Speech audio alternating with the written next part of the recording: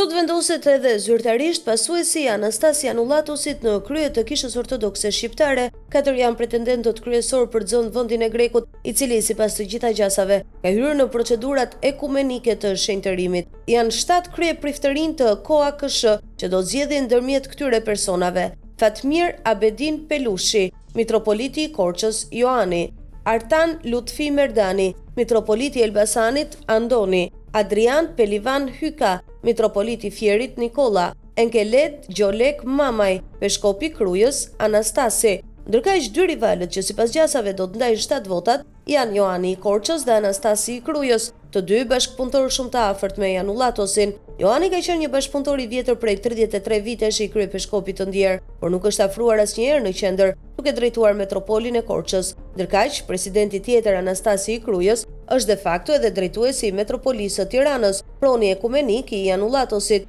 Në sinodin e shenjtë janë dhe 3 të tjerë, 2 greke e 1 shqiptar. Mitropoliti i Beratit Asti Balkalbashi konsiderohet jashtë loje edhe si pasojë e problemeve të rënda shëndetësore që, siç mësohet, kanë rënduar mendjen e tij. Madje thuhet se shpesh kanë sjellë psikiatër fshetas nga Greqia për ta qetësuar, ndërsa për 2 grekët është përjashtuar gara. Janullatos, por edhe autoritetet e kishës greke kanë vendosur që të mos ketë më një grek në krye të kishës, pasi do të provokonte një situatë përplasje dhe konflikti të vazhdueshëm. Së paku nga ana e kombësisë është vendosur që kreu i kishës të jetë shqiptar, që askush mos kërkojë më një rimarrje të KOAKSH-s, por edhe pse janë shqiptar, të gjithë këta kandidat nuk janë gjë tjetër veçse klerik të krijuar nga mendja dhe dora e Janullatosit. Madje një nga pretendentët kryesor ka kërcyer në karrierë me vetëm 4 vjet të shëguruar prift. Por ajo që bën përshtypje është se të 4 kandidatët për kreun e kishës janë musliman në lindje. Ata janë konvertuar dhe pagzuar në moshën madhore të tyre.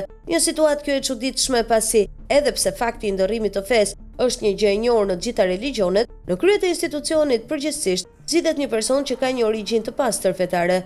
E në Shqipëri nuk mungojnë klerikët ortodoks që vijnë nga tradita familjare e më shumë në këtë lëm, sidomos në fshatra e zona ku ka pasur një organizim të mirë të organizmave religjioze. Por asnjëherë Janullatosi nuk ka afruar për në organizmat klerikale njerëz që vijnë nga tradita ortodokse shqiptare, duke të qartë se qëllimi ka qenë për të mos i dhënë kësaj kishe traditën e vjetër të baballarëve të saj e dishepujve, por ka ofruar muslimanët e konvertuar, të cilët i kanë ngjitur deri lart. Por a do t'i besojnë besimtarët e vërtet se këta klerik që kanë ndryshuar qyrkun janë vërtet përkushtuar për drejtuar kishën? Qëllimi duket është tjetërkund, për të afruar sa më shumë të konvertuarit si një lob kryesor në kishë, që tritet numri i armatës ortodokse, e cila nga të gjitha regjistrimet del mjaft i reduktuar.